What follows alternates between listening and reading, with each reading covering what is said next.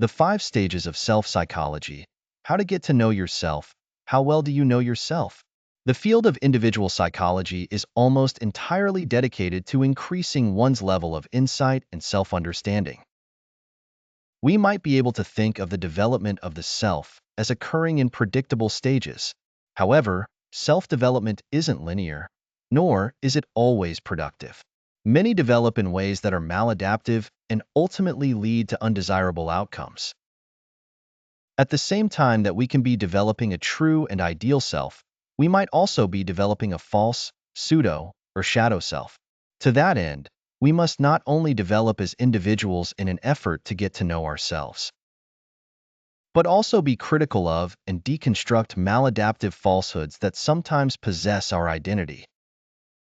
Outlined below are the 5 stages of self-knowledge essential to personal development. People typically progress from one stage to the next. At each stage, they gain a new layer of self-understanding, but they also accumulate some amount of the shadow of that trait as well. Self as facticity versus false self, understanding yourself through concrete facts like appearance and demographics. This stage lays the foundation for self-knowledge, but can lead to a rigid, false self if overly identified with these facts. Self as values and beliefs versus pseudo-self, defining yourself by your values and beliefs. Authenticity grows here, but a pseudo-self can emerge if values are uncritically adopted from others. Self as emotions and desires versus shadow self, gaining insight into your emotions, desires, and motivations. This awareness fosters authenticity, but a shadow self may develop from repressed or denied aspects of your personality.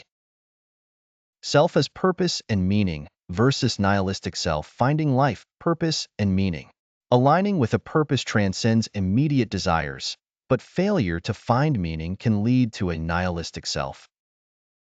Self as integration and wholeness versus fragmented self, integrating all aspects of your identity into a cohesive self.